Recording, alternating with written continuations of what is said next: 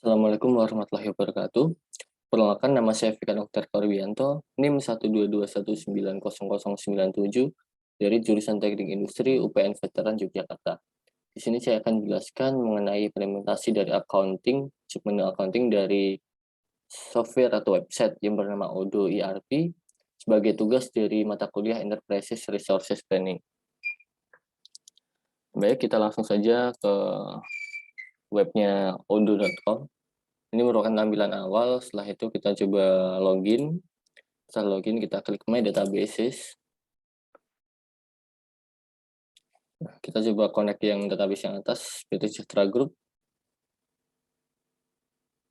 Nah, untuk accounting saya sudah menambahkan menu submenu accounting. Kita klik accounting. Nah, di sini merupakan tampilan awal dari accounting, submenu accounting.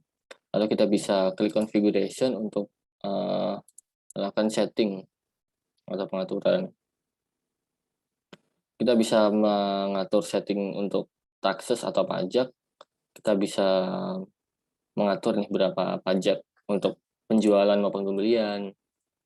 Terus ada tax return periodicity-nya itu berapa lama, kita bisa setting mau 1 bulan, 2 bulan, 4 bulan, atau 3 bulan, seperti itu. Lalu ada bisa menjadi pengingat juga reminder selama 7 hari sebelum batas akhir, kita sudah diingatkan. Terus ada jurnal, misalnya nilai operation atau biaya-biaya tak terduga. Lalu bisa setting berapa hal terkait pajak. Currency kita juga bisa setting, kita menggunakan IDR. Lalu untuk customer invoice, kita juga bisa setting apakah print, atau send email, atau send papers. Kita coba print saja. Snail mail juga bisa kita setting print in color. Nah, untuk line subtotal tax display ini, kita nanti tax include saja dimasukkan. Seperti itu. Bisa juga setting Indonesia localization, customer payment. Nanti customer ini bayarnya pakai bisa setting pakai QR code, invoice online payment, dan lain. Untuk vendor bills juga bisa dilihat, bisa disetting juga. Kita klik down digitalis e-bills, kemudian OCR single invoice line per tax, ini nggak usah juga. Vendor bill account, ini nggak usah dipredik. Oh, ternyata harus ini juga. Kemudian untuk vendor payment-nya kita bisa setting juga menggunakan apa. Untuk akunnya bisa kita setting juga, mau memakai akun yang mana gitu kan, bisa kita pilih. Lalu bisa kita setting juga fiscal period-nya, analitiknya seperti apa, bisa kita setting juga. Setelah itu, di configuration kita juga bisa setting berapa ada pilihan ketika invoice yang ada payment terms, lap level, info terms. Di bank juga kita bisa menambahkan bank. Misalnya kita miliki bank BCA atau bank BRI atau bank Dana, mungkin kita bisa setting kita mau pakai bank kita yang mana gitu. Kalau misalnya belum ada terdaftar di sini, kita bisa mendaftarkan bank kita, diklik create it ini sendiri. Kita bisa memasukkan nomor rekening, banknya apa, kemudian kode unik banknya apa, nanti kita tinggal klik create seperti itu. Selain itu juga bisa accounting juga bisa ketik ada setting terhadap chart of account-nya, pajak, jurnal, dan lain-lain. Manajemennya juga bisa kita setting, asset models, dan lain-lain bisa kita setting juga. Lalu kita kembali ke dashboard saja.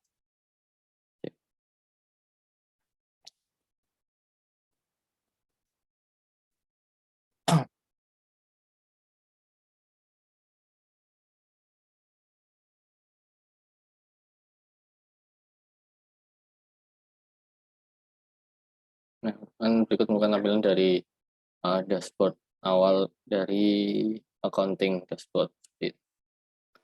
Kita bisa ada pilihan customer di sini, vendor, accounting, reporting, dan lain-lain.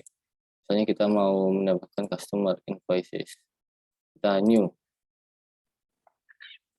Nama customer-nya siapa? Misalnya di sini saya Fikar Korbianto, kemudian invoice date-nya misalnya sekarang tanggal 8 Desember.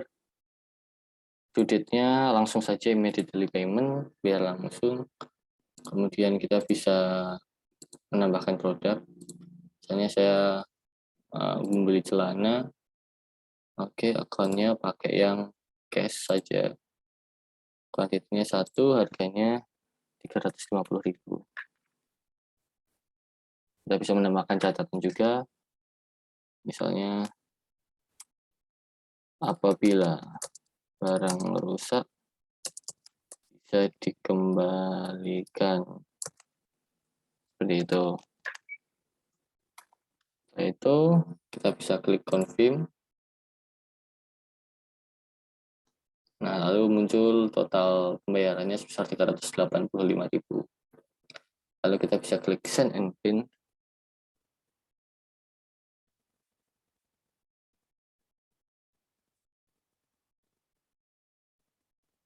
Ya, print saja, print.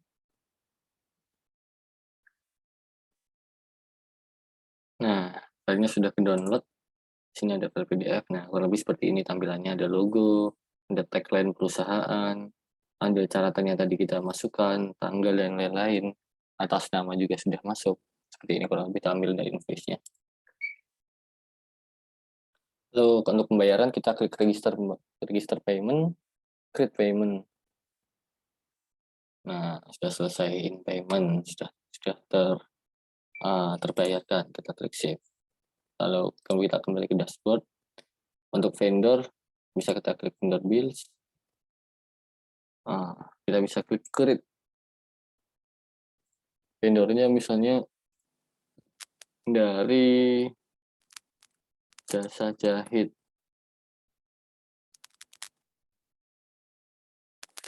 Jogja. Maaf.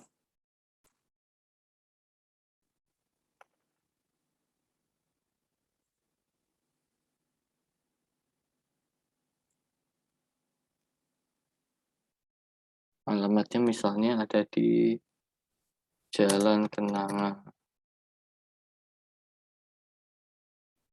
Jalan Kenanga nomor 2, Kota Jakarta, Indonesia. Ini 027888. Emailnya jasa jahit @yahoo.com. Save. Kita bisa klik due date-nya, misalnya tanggal 8 juga. Due date-nya misalnya selama 15 hari. Jurnalnya vendor bills, baik.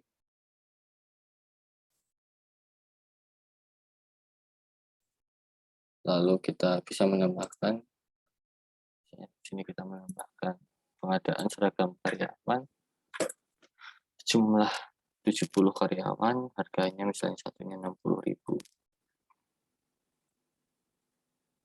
Lalu kita bisa menambahkan catatan juga, misalnya apabila ukuran kurang pas bisa dijahit kembali di tempat ini. Lalu kita klik confirm, lalu kita klik register payment.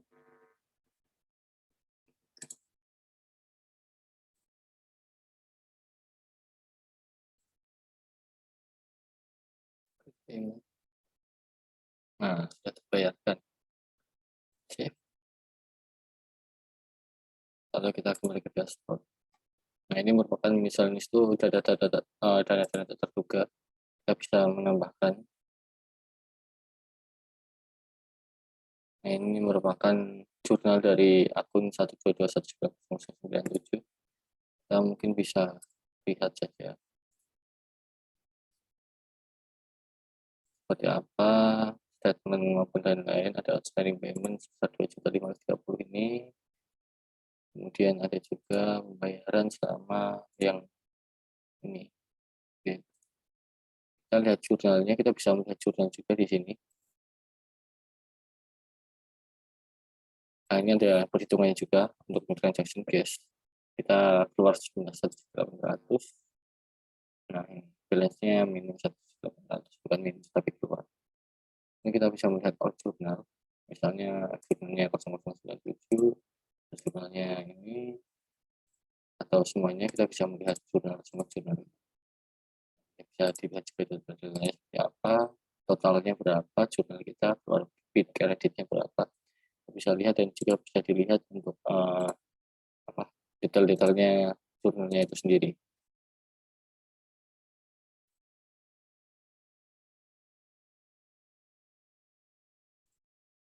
Dan apabila kita kembali ke dashboard, kita bisa melihat untuk dulu tanggal-tanggal ini udah kelihatan di sini, 15 hingga 25 Desember, kemudian grafiknya dan lain-lainnya bisa terlihat di masing-masing kolom di sini.